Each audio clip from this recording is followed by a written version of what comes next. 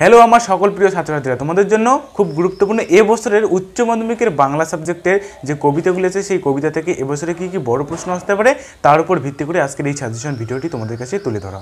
তো এই ভিডিওটি তোমাদের এবছরের ফাইনাল পরীক্ষার্থীদের জন্য খুব গুরুত্বপূর্ণ, প্রথম থেকে শেষ পর্যন্ত ভিডিওটি দেখার অনুরোধ রইল। আর ভিডিওটি শুরু করার আগে একটা ছোটো রিকোয়েস্ট থাকবে, আমার চ্যানেলে আজকে প্রথম হলে অবশ্যই চ্যানেলটিকে এখনই সাবস্ক্রাইব করে পাশে থেকে বেল আইকনটি অল করতে হবে, তাহলে পরবর্তীতে যেসব ভিডিও আমি আপলোড করবো সেসব ভিডিওর নোটিফিকেশনের মাধ্যমে তোমাদের কাছে পৌঁছে যাবে। তো চলো ভিডিওটি এখন আমরা শুরু করব।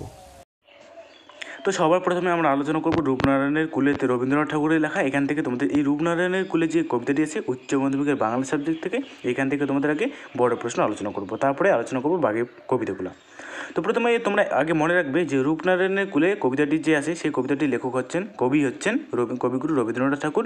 তো এটা মনে রাখবে। প্লাস এখান থেকে তোমাদের যে বড় প্রশ্নগুলো পড়তে হবে সেটা হচ্ছে আমি নিচে সুন্দরভাবে সাজিয়ে রেখেছি, তোমরা এখান থেকে দেখে নিতে পারো এবং সঙ্গে সঙ্গে খাতায় নোট করে নিতে পারো। এবার এখান থেকে 1 নম্বর প্রশ্ন হচ্ছে, জানলাম এ জগৎ স্বপ্ন নয়। রূপনারায়ণের কুলে কবিতা অম্বলনে কবির এই ভাবনার তাৎপর্য লেখো। মানে তোমাদের যে জানলাম এ জগৎ স্বপ্ন নয়, এটা কিন্তু তোমাদের কবিতা থেকে, বিশেষ করে কবিতা থেকে একটি লাইন তুলে দিয়ে বলে যে সেই কবিতাটির পরিপ্রেক্ষিতে বা অবলম্বনে তোমাদের ভাবনার তাৎপর্যের ব্যাখ্যা করো বা কবিতাটির মন্তব্য তাৎপর্য ব্যাখ্যা করো। এইসব কিন্তু তোমাদের কাছে এই যে কোনো কবিতা থেকে এইরকম প্রশ্ন হয়। তো কবিতা তোমরা ভালো করে পড়বে এবং কবিতার লাইনগুলি ভালো করে ফলো করার চেষ্টা করবো, কারণ লাইনগুলি এখন তোমরা যদি ভালো করে কবিতাটি না দেখো তাহলে তোমাদের কবিতার লাইন তুলে দেবে, তোমরা কিন্তু সেই কবিতার লাইনটি যদি বুঝতে না পারো বা কোন কবিতা থেকে আসছে সেটা যদি বুঝতে না পারো তাহলে কিন্তু কবিতার যে কোনো প্রশ্নেরই উত্তর দিতে পারবে না।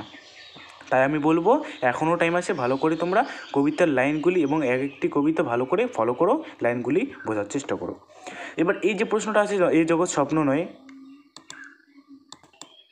এই যে প্রশ্নটা এই লাইনটি কিন্তু একটা কবিতার লাইন, রবীন্দ্রনাথ ঠাকুরের এই যে রূপনারায়ণের কুলে কবিতাটির লাইন। তো এখান থেকে তোমাদের সেই কবিতাটি অনুসারে যে রূপনারায়ণের কুলে কবিতাটি আছে সেই কবিতাটি অবলম্বন করে তার ভাবনার তাৎপর্য দিতে বলছে কার, রবীন্দ্রনাথ ঠাকুরের ভাবনাটা। তারপর তোমাদের এখান থেকে তোমাদের রূপনারায়ণের কুলে থেকে 2 নম্বর একটি প্রশ্ন আসতে পারে যে এবছরে যে রূপনারায়ণের কুলে কবিতাটির মর্মার্থ উল্লেখ করো। এবার তোমাদের এই যে রূপনারায়ণ কুলে কবিতাটির মর্মার্থ উল্লেখ করো, এবার এখান থেকে এই প্রশ্নটা যদি আসে তাহলে আসবে, যদি না আসে তাহলে এইভাবে উল্টো দিকে ঘুরিয়ে আসতে পারে, অথবা দিয়ে যে রূপনারায়ণের কুলে কবিতাটির মূল বক্তব্য সংক্ষেপে লেখো। এই যে তোমাদের মন্তব্য, সে মর্মার্থ বা বক্তব্য দুইটি আসুক না কেন, দুইটি প্রশ্ন কিন্তু একই উত্তর হবে।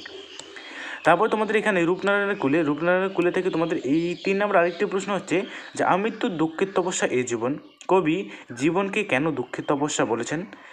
এখানে কবির মনোভাব বিবর্তনের যে ছবি পাওয়া যায় তার নিজের ভাষায় লেখো। এটা কিন্তু তোমাদের খুব অত্যন্ত গুরুত্বপূর্ণ একটি প্রশ্ন, আমৃত্যুর দুঃখের তপস্যা। এই আমৃত্যুর দুঃখের তপস্যা থেকে কিন্তু তোমাদের এসএকিউ প্রশ্ন হতে পারে, তোমরা এই প্রশ্নটা ভালো করে পড়বে। প্লাস এই প্রশ্নটার থেকে আরেকটি অথবা প্রশ্ন আছে, সেটি হচ্ছে যে আমৃত্যুর দুঃখের তপস্যা এই জীবন উদ্ধৃতির মর্মার্থ বিশ্লেষণ করো। অর্থাৎ তোমাদের যে এই আমৃত্যুর দুঃখের তপস্যার যে লাইনটি আছে এই লাইনটির পরিপ্রেক্ষিতে তোমাদের ওই মর্মার্থটি বিশ্লেষণ করতে বলছে। তো এখান থেকে তোমাদের রবীন্দ্রনাথ কুলে থেকে তোমাদের এই প্রশ্নগুলো পড়বে। প্লাস এখান থেকে 4 নম্বর আরেকটি প্রশ্ন আছে যে সত্য যে কঠিন, এই উপলব্ধিতে কবি কীভাবে উপনীত হলেন তা রূপনারায়ণের কুলে কবিতা অবলম্বন করে লেখো। এবার তোমাদের যে সত্য যে কঠিন, কবি সত্যকে কঠিন বলেছেন যে এই কবিতাটির লাইনটি উপলব্ধি করে তোমাদের কীভাবে উপনীত হলেন, কবি কীভাবে উপনীত হলেন তার পরিপ্রেক্ষিতে তোমাদের যে রূপনারায়ণের যে কবিতাটি আছে সেই কবিতাটির পরিপ্রেক্ষিতে তোমাদের লিখতে হবে এই লাইনটি কেন বলেছেন। তারপর তোমাদের এখান থেকে এই প্রশ্নটা এই প্রশ্নটা যদি না আসে তাহলে অথবা দিয়ে এইভাবে প্রশ্ন ঘুরে আসতে পারে যে সে কখনো করে না বঞ্চনা, কে কখনো করে না, কবি কীভাবে এমন ভাবনার উপনীত হয়েছেন। এবার এই প্রশ্নটা কিন্তু খুব গুরুত্বপূর্ণ, আমি তোমাদের কাছে বারবার বলবো যে এই যে এক একটি কবিতার লাইন, এক একটি লাইন থেকে প্রশ্ন হতে পারে, তোমরা ভালো করে কোশ্চেনটা ফলো করবে। প্লাস এখান থেকে সবথেকে গুরুত্বপূর্ণ সেটা হচ্ছে তোমাদের যে কবিতাটির যে মূল বক্তব্য বা সংক্ষেপে লেখো যে মর্মার্থটা আছে সেই মর্মার্থ থেকে সম্পূর্ণ কবিতা বা টোটাল যতগুলো কবিতা আছে সমস্ত কবিতা থেকে তোমাদের পড়ে নেওয়া উচিত, কারণ সেখান থেকে পড়লে তোমরা 50% আইডিয়া পেয়ে যাবে যে কোন প্রশ্ন কোন উত্তরটা দেওয়া যথাযথ। তারপরে তোমাদের এখান থেকে 5 নম্বর প্রশ্ন, তোমাদের রূপনারায়ণের কুলের থেকে 5 নম্বর আরেকটি সবার লাস্ট প্রশ্ন হচ্ছে মৃত্যুতে সকল দেনা শোধ করে দিতে বঙ্গোক্তটি সাধারণ অর্থ কী, কাছে কার দেনা, এখানে হবে কার কাছে কার দেনা কী জন্য দেনা মৃত্যুতে তা কীভাবে শোধ হয়। এটা হচ্ছে আমাদের রূপনারায়ণের কুলে যে কবিতাটি আছে সেই কবিতাটির পরিপ্রেক্ষিতে এইটি কিন্তু খুব একটা গুরুত্বপূর্ণ প্রশ্ন, কিন্তু খুব একটি সহজ প্রশ্ন। এবার এখান থেকে যেই প্রশ্নটি আছে এই প্রশ্নটি তোমরা যদি একবার থেকে দুইবার রিডিং পড়ো ভালো করে, তাহলে কিন্তু বিষয়বস্তুটা সম্পূর্ণ বুঝে যাবে এবং বুঝতে পারবে যে কার কাছে কার দেনা কী জন্য দেনা। এই যে ছোটো ছোটো প্রশ্নগুলি, এই ছোটো ছোটো ভাগগুলি আছে, এই ছোটো ভাগের প্রশ্ন উত্তর দিতে কিন্তু খুব মজা লাগে এবং এই জিনিসগুলো খুব তাড়াতাড়ি মনে থাকে।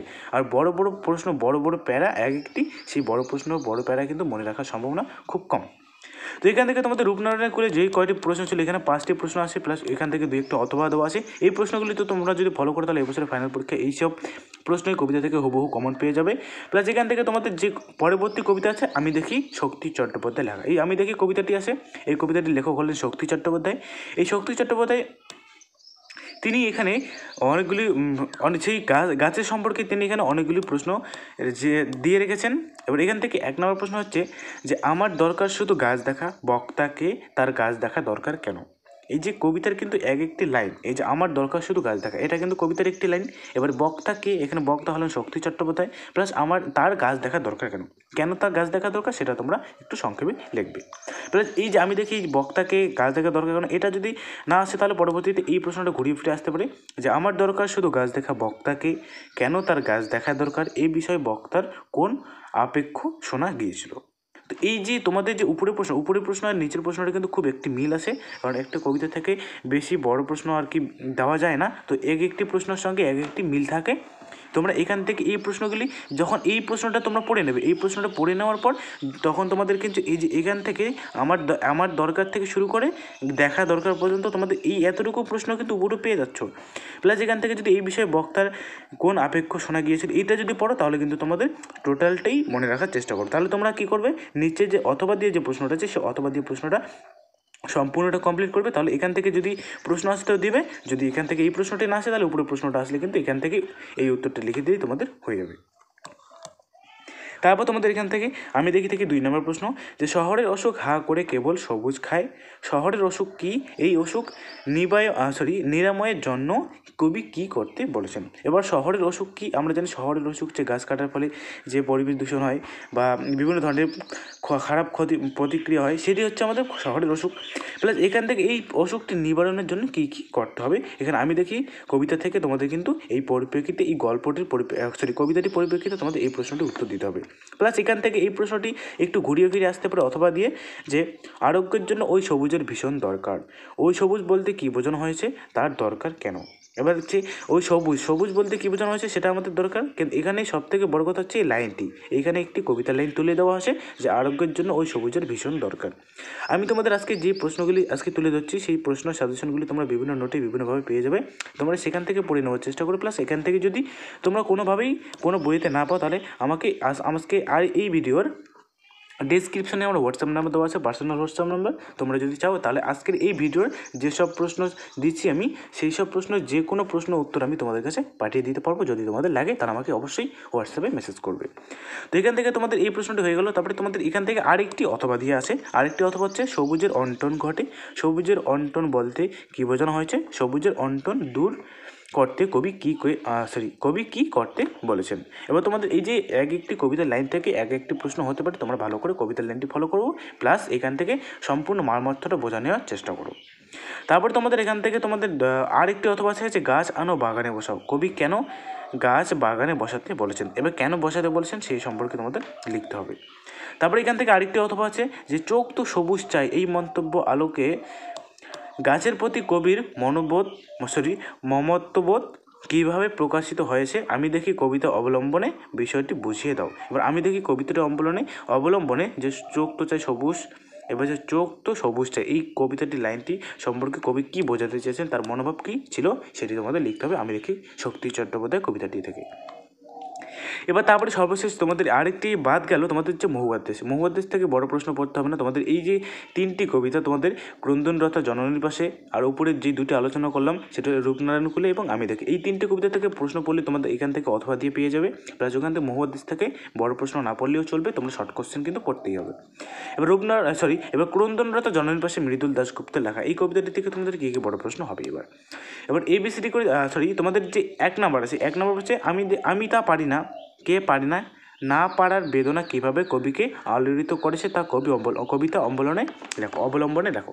তোমার যে কবি আছে, কবি পারে না, কেন পারে না, কীভাবে সেই আলোড়িত হয়েছে, সেই কবিতা তোমাদের ক্রন্দনরতা জননীর পাশে কবিতাটি অবলম্বনে এই প্রশ্নটি উত্তর দিতে হবে।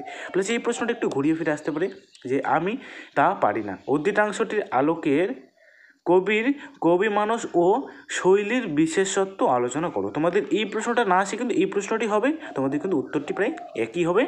তোমরা এই যে প্রশ্নটি, নিচের প্রশ্নটি কিন্তু খুব কঠিন দেখছো, এই প্রশ্নটি আসলে তোমাদের হয়তো পরীক্ষায় উত্তর দিতে সমস্যা হবে, তাই তোমরা তোমাদের এই অথবা দিয়ে এই প্রশ্নটা আমি তুলে ধরলাম যাতে তোমাদের পরীক্ষা খাতা কোনো অসুবিধা না হয়। তারপর তোমাদের এখান থেকে আমি ক্রন্দনরত জননীর পাশ থেকে তোমাদের 2 নম্বর প্রশ্ন হচ্ছে কেন তবে লেখা, কেন গান গাওয়া, কেন তবে আঁকা আঁকি, এই মন্তব্যের মধ্যে দিয়ে কবির কোন বিশেষ মনোভাব প্রকাশ ঘটেছে আলোচনা করো। তোমাদের এই যে কেন লেখা, কেন গান গাওয়া এরকম একটি কিন্তু লাইন আছে, এই লাইনটির পরিপ্রেক্ষিতে কবির বিশেষ মনোভাবটি প্রকাশ পেয়েছে সেটি তোমাদের আলোচনা করতে বলছে। কেন এরকম, কেন। তারপরে তোমাদের এখান থেকে আরেকটি অথবা আসতে পারে যে কেন ভালোবাসা, কেন বা সমাজ কিসের মূল্যবোধ, কবির এইরূপ উক্তির তাৎপর্য বিশ্লেষণ করো। তোমাদের একটি লাইন থেকে প্রশ্ন হতে পারে, তোমরা এই উপরে যে আমি আঁকা আঁকি, কেন গান গাওয়া এটা থেকে না আসতে যদি প্রশ্ন না হয় তাহলে তোমাদের নিচে লাইনটি থেকে প্রশ্ন হবে যে কেন ভালোবাসা, কেন সমাজ কিসের বা মূল্যবোধ, এই লাইনটি থেকে প্রশ্ন হতে পারে। তারপরে তোমাদের এখান থেকে আরেকটি অথবা আসে যে আমি কি তাকাবো আকাশের দিকে বিধির বিচারের চেয়ে। তোমাদের এই প্রশ্নটি এই উপরের লাইনটি থেকে না আসলে কিন্তু নিচের যে লাইনটি আছে কবিতার লাইনটি আমি কি তাকাবো আকাশের দিকে বিধির বিচারের চেয়ে, এই লাইনটি থেকে তোমাদের প্রশ্ন হতে পারে। এখানে লাইনটি তুলে দিয়ে বলবে যে কবিতার এই মন্তব্যের তাৎপর্য আলোচনা করো বা বিশ্লেষণ করো। তারপরে এখান থেকে তোমাদের 3 নাম্বার একটি প্রশ্ন, 3 নাম্বার হচ্ছে যে ক্রন্দনরতা জননীর পাশে কবিতায় কবি জননীকে ক্রন্দনরতা বলেছেন কেন, এই পরিস্থিতিতে কবি কী করা উচিত বলে মনে করেছেন। এবার এই প্রশ্নটি খুব একটি গুরুত্বপূর্ণ প্রশ্ন। এবার কেন ক্রন্দনরতা জননীর পাশে কবি জননীকে ক্রন্দনরতা অর্থাৎ ক্রন্দনরতা বলেছেন কেন, এই পরিপ্রেক্ষিতে তোমাদের লিখতে হবে। প্লাস এখান থেকে এই প্রশ্নটি একটু ঘুরিয়ে ফিরে আসতে পারে যে ক্রন্দনরতা জননীর পাশে এখন যদি না থাকি, এখন বলতে কোন সময়ের কথা বলা হয়েছে, কবি কিসের ক্রন্দনরতা জননীর পাশে থাকতে চেয়েছেন লেখো। এবার তোমাদের এখানে ক্রন্দনরত জননীর পাশে এখন যদি না থাকি এরকম একটি লাইন আছে, প্লাস এখান থেকে কোন সময়ের কথা বলা হয়েছে। এবার যদি সেই ক্রন্দনরত জননীর পাশে না থাকে তাহলে কি হবে সেটা তোমাদের লিখতে বলেছেন। তো এখান থেকে তোমাদের এই সব প্রশ্ন উত্তর, এই আজকে ভিডিওটি এখানেই শেষ করব। এই যেসব প্রশ্ন উত্তর আমি আলোচনা করলাম সেই সব প্রশ্ন উত্তর তোমরা যদি ভালো করে ফলো করো পরীক্ষা খাতা আমি 100% গ্যারান্টি তোমরা এখান থেকেই হুবহু পরীক্ষা খাতা কমেন্ট পেয়ে যাবে। তো ভিডিওটি কেমন লাগলো অবশ্যই একটি লাইক করে কমেন্ট বক্সের মধ্যে জানিয়ে দেবে, আর তোমাদের বন্ধু বান্ধবের কাছে আমার আজকের এই ভিডিওটি শেয়ার করে দিতে একদমই